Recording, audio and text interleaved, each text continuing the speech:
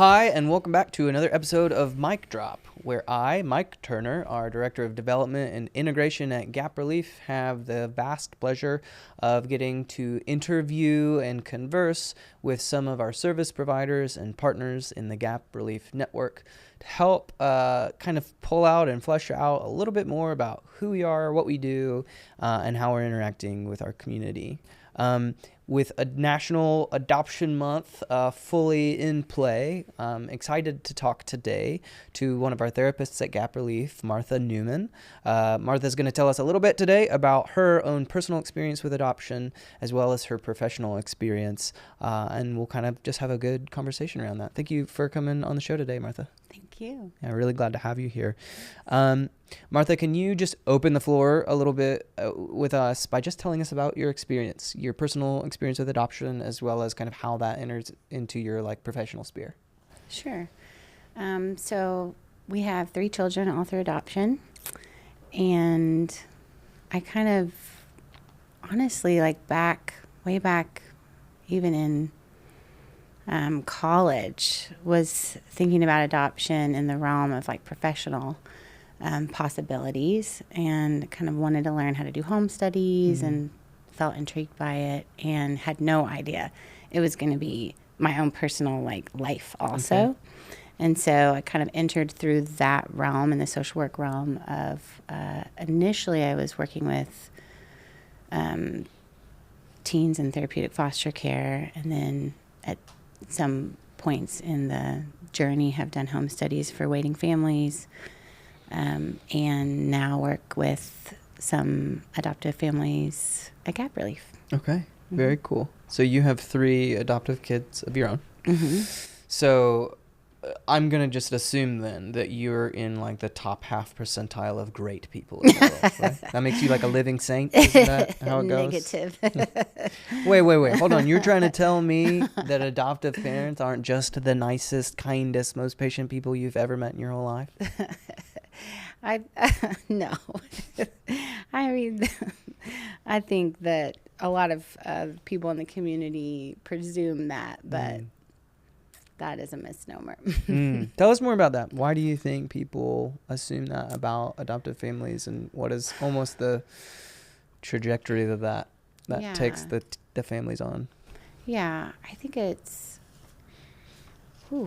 one of the concepts maybe that people in the community have about adoption is that it's this rescuing posture. I think that there's a lot of messages around that, which is really harmful, I think, for all people involved in the triad of adoption, meaning the original birth family, the adoptive parents, and the adoptee. Just the posture of savior is harmful as they grow, thinking they have to be indebted. Yeah. Their whole life is indebted to this family that rescued them. I think. I love that. I kind of want to pull that thread a little bit, if you wouldn't mind. I'll play the part of maybe the assuming looker on to say, well, yeah, I mean, wasn't this kid in a bad way, and y'all went out of your way to adopt what it's amazing. You're really rescuing them from a really hard life. How would you help me reframe that way of looking at it, based on what you just shared and your personal experience? I think that a lot of things are very adoptive parent centered, content and just mindset and communication on the front end, because the child themselves doesn't necessarily always have a face or a name to begin with. You're just kind of talking conceptually. I think when that person comes into your life, it's this reality that it's their life, it's their story, it's their beginning, it's their origin story, and it starts traumatically. And I think that's something that's actually pretty painful as an adoptive parent to wrestle with, because you don't want that to be true. But every adoptive parent actually lives that truth every day.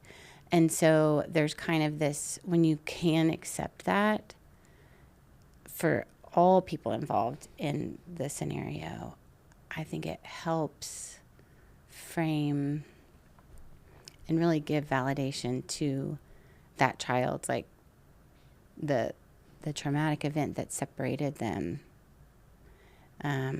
can set up this rescuing posture. I'm not saying that that's not, like, what people see, but it really, like, I think takes away from the dignity of the beginning, and puts just a lot of pressure on the whole process. So I don't know if that's a reframe necessarily, like, you know, instead of talking about rescuing, let's talk about trauma, you know. But yeah, no, that I think that's really good, and it feels a lot like a recurring theme I've heard in a lot of the conversations we are having around adoption. There just is this tension in the adoption story that can't be moved away from, and doesn't need to be moved away from. And in fact, you're invited into it, this tension of holding the darkness with the light, the reality that almost nothing in life ends with this perfect, happy story, but especially adoption, something that, as you said, starts most often with a traumatic event, or as someone else has said, starts with a loss. And that will pervade the story.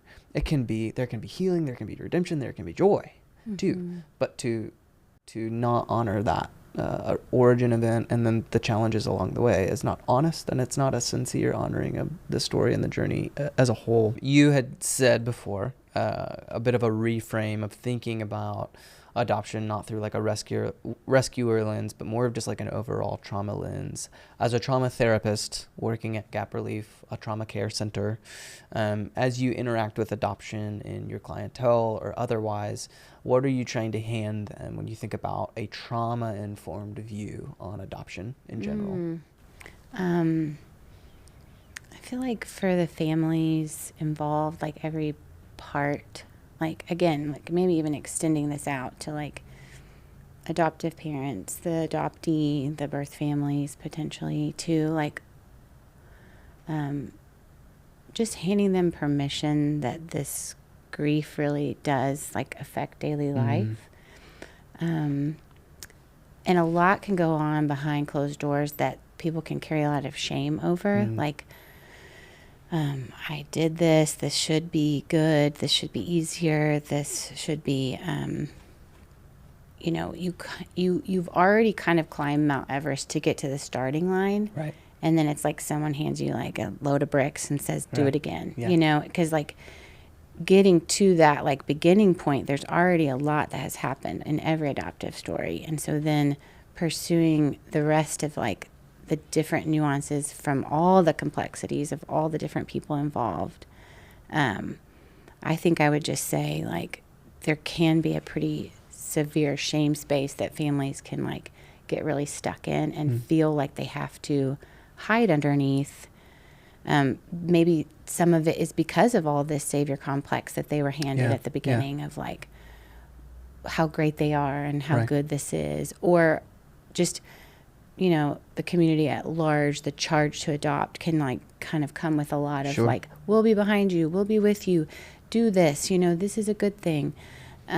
So maybe there's a sense of like, we can't let people know this is actually really hard, or we don't want this to be as broken as it is, because it's supposed to be like, you know, a lot of things in the sense of you're bringing healing and ushering, you know, a lot of goodness into this story. But I don't know, I think just the permission that the trauma is real. And it requires a lot of care. I love that. There's kind of a reality that these stories are often challenging, and the pain, the grief, the trauma that comes along with it, maybe trauma that a child has lived through, trauma a birth family has gone through, trauma an adoptive family has gone through. Those things are real, and they bring pain, and yet we have almost like a societal system that says adoption should only be, you know, awesome, beautiful stories, awesome, beautiful people taking care of awesome, beautiful kids that ends happy, right? And that can create almost the shame cycle that says, well, if I don't fit that mold, I must be doing something wrong, and I certainly don't want people to find out about it, which, as we know, if we bury that and don't get into that shame and give that shame space, it creates a host of problems. And as I think about maybe somebody who is in that spot of I'm hearing from my community that adoption is supposed to be an awesome thing. I'm living out an adoption that is more challenging than I thought it would be. Or maybe I'm watching my family or my friends do that. And we're tempted into these like places of shame and hide that shame. As a trauma therapist, what would you want to hand somebody? What would you want to give them that's maybe a reframe of that, an alternative way of thinking about how to deal with that reality?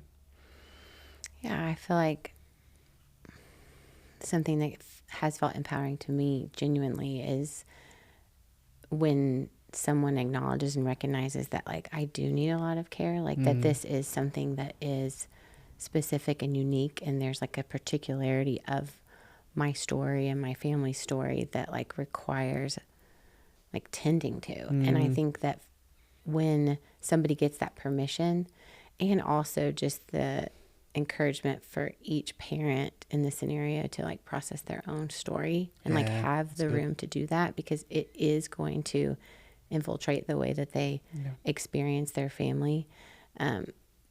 Almost like an opportunity for them to be buoyed in the midst of all the things that they're trying to manage and process and hold for a family that's an adoptive family would be probably what I would say. That's so good. I love that. Martha, thank you for the time on the show today. Thank you for sitting with us and sharing with us some of your perspective and expertise here in National Adoption Month. I think it's really valuable, and thank you for the way that you're taking care of people in our community. Yeah, absolutely. Thank you. If you or somebody you know is involved in adoption and is looking for the type of support that Martha's talking about, if you want to say like, yeah, I do need to be cared for, we'd love to hear from you. You can find all of our contact information at gaprelief.com. We have a whole team of people who love to take care of and support people in the adoption environment. And so feel free to reach out. You can also find us on social media, and we would love to hear from you. Thank you for tuning into the show today, and we'll catch you next time.